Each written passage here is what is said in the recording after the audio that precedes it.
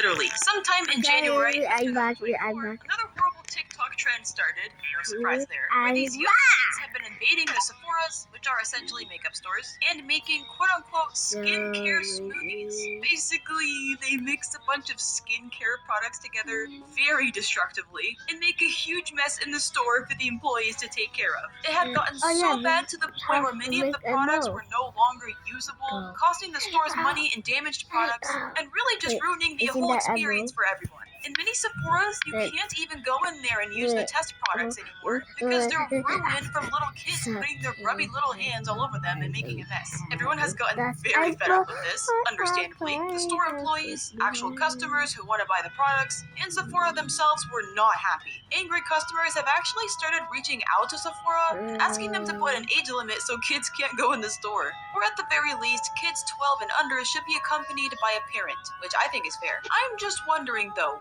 where are the parents? Sure, children do dumb stuff all the time, especially now with the influence of social media, but that's why it's the parents' job to keep their kids in check. But a lot of these kids who are doing this apparently are going into Sephora by themselves and destroying the stores. Or at least I'm hoping if a parent was there supervising their kid, they wouldn't just stand there and let them ruin the products. But who knows? People are also really concerned with why kids are going into Sephora's to begin with, because usually fancy makeup is an adult thing. There's TikToks everywhere of 5-year-olds with skincare routines using these super expensive products. Why are kids worrying about fancy makeup and cosmetics? When I was little, I liked Dollar Tree Sparkle lip gloss. It's just concerning to see 5-year-olds applying literal wrinkle cream. Like, a girl, chill. You don't need to worry about that for like another 30 years. And the ones buying this stuff for their kids is the parents. I don't know, taking care of your skin is good. Don't get me wrong, it's kind of a double-edged sword in some ways. But kids shouldn't be putting on wrinkle cream and high-end makeup. More than anything, I'm afraid of this causing mental health issues and insecurities for young girls in the future.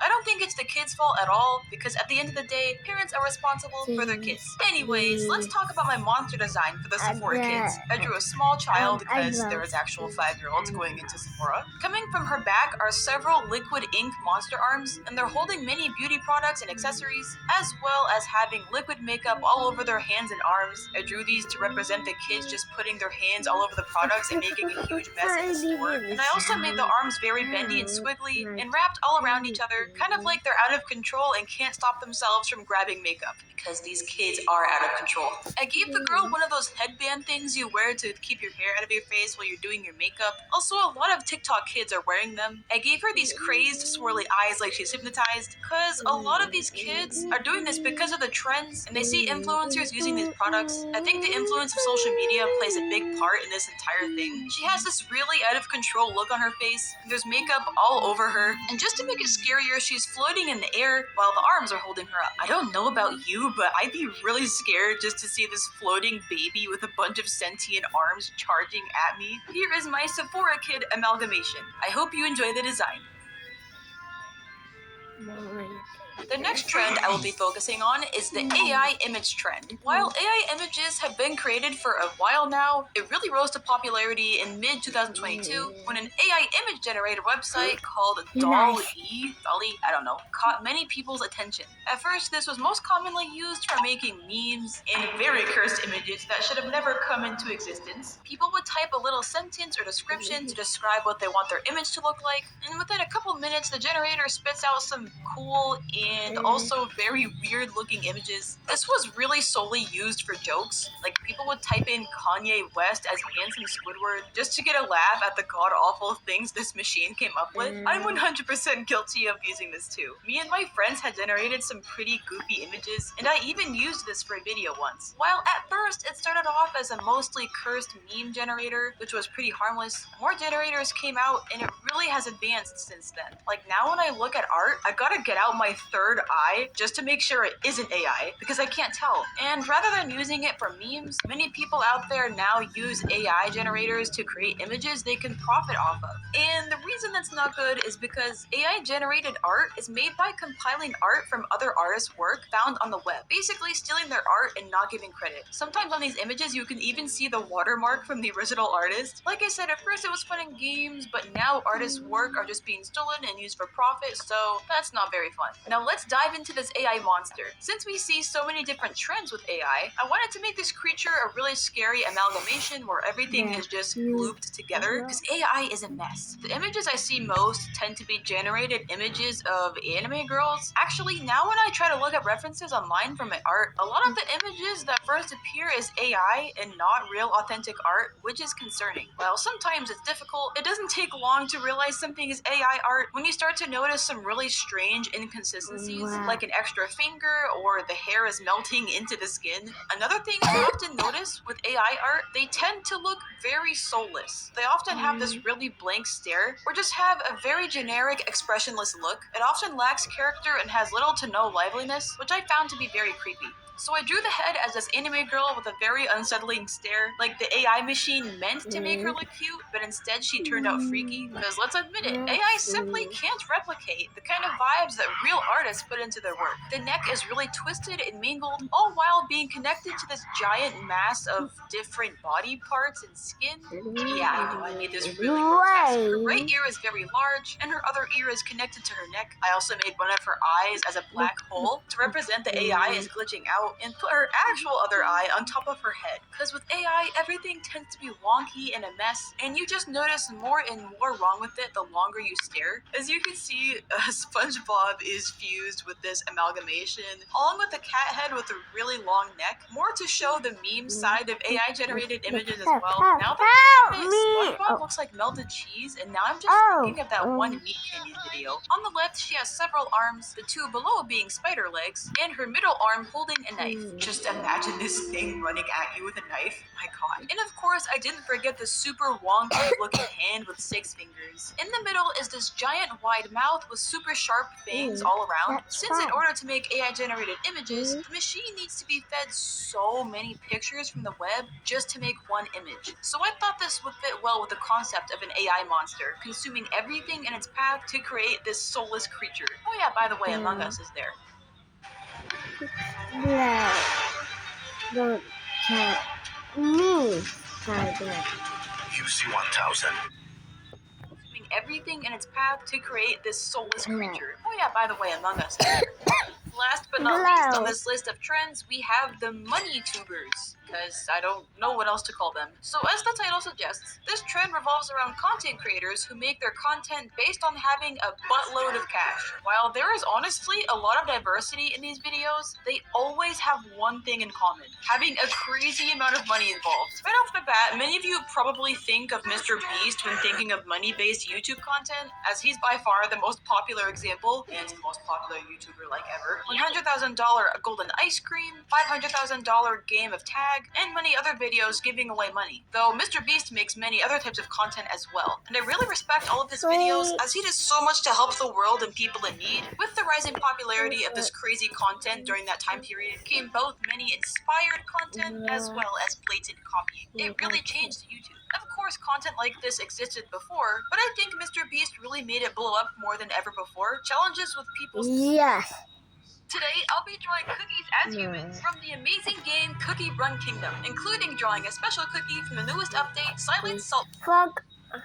Cookie Run Kingdom, including drawing a special cookie from the newest update, Silent Salt Cookie. More on that later. First up is the toughest cookie in the universe, Ginger Brave. Ginger Brave is the main protagonist in Cookie Run Kingdom, being the very first cookie that you get in the game. Or should I say, the first cookie to escape the witch's oven. While it's unknown how exactly this cookie came to life, rumor has it the witch accidentally messed up her recipe by using magic powder instead of ginger powder. Rookie mistake. He appears as a gingerbread cookie with white swirly hair made of icing, bright blue eyes, and 2 white icing skull buttons on his torso. He also wields a candy cane weapon used for fighting evil. Also, I gotta say, I will always love this image where it looks like he's T-posing with an absolute Chad face. Clearly one of the best images of all time. As his name implies, Ginger Brave is a very brave cookie. Not only was he born in the witch's oven and courageous enough to escape it, but throughout his journey, he leads his friends along the way and encourages them to be brave just like him. Even when Ginger Brave is scared, he faces his fears and challenges the evil forces. He deeply cares for his friends and always goes to great lengths to protect them. As he always says, no cookie left behind. Ginger Brave even protects his friends from the truth of the fact that they're born to be eaten. not wanting them to know about his traumatizing experience escaping the witch's oven. Despite all that he has went through, he does his best to be optimistic and determined no matter the challenge, always fighting for what he believes is right. In English, he's also voiced by Jeremy Shada, the same person who voiced Finn from Adventure Time, which honestly makes so much sense as both Finn and Ginger Brave are pretty similar. His voice fits him perfectly. Being the first cookie that you get in the game, Ginger Brave is a common rarity cookie who is always in the front position during battle. His ability is Brave Dash, where he dashes forward and deals area damage to all enemies in his way. Out of all the cookies in the Cookie Run Kingdom, it's pretty safe to say that Ginger Brave has the most simple design. But that's actually why I was so excited to draw him as a human, because it just leaves a lot of room for me to add my own elements. He has a very simple, fluffy hairstyle, and I also included some candy cane bits in his hair, since he is holding one. For his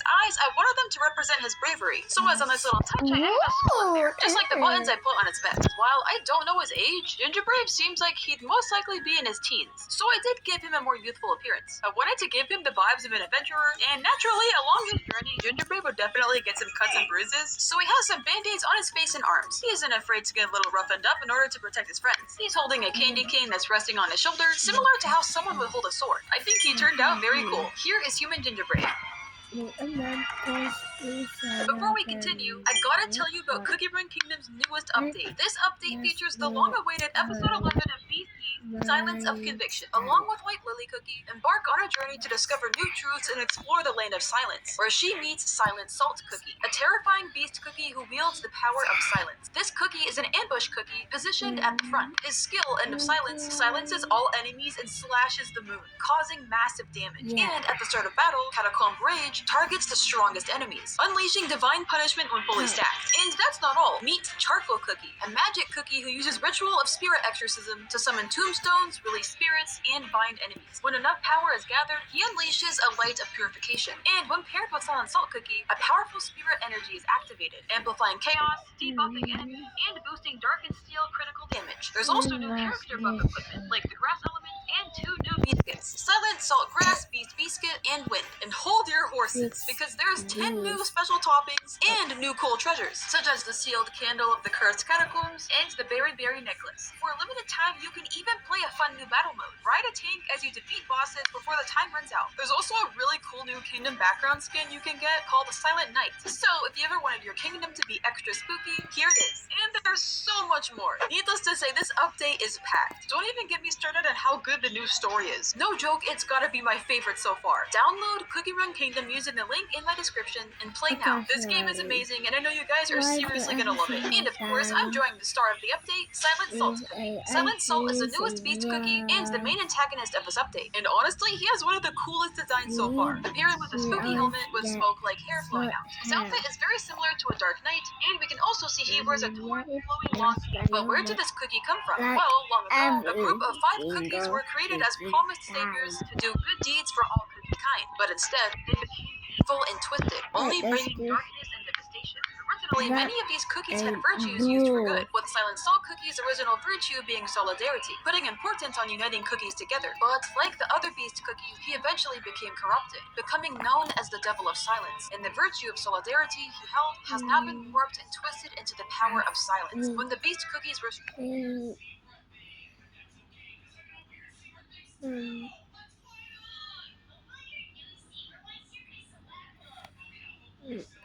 3 years ago.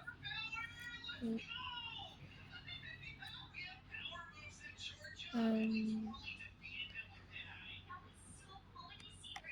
Grass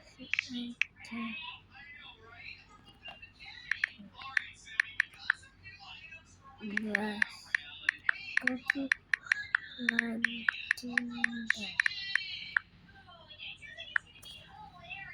Wait, does it only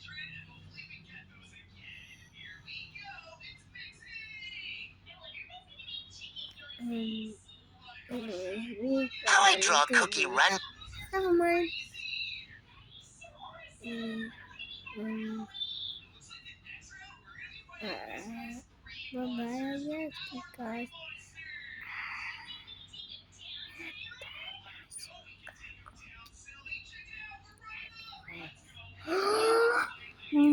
bye-bye.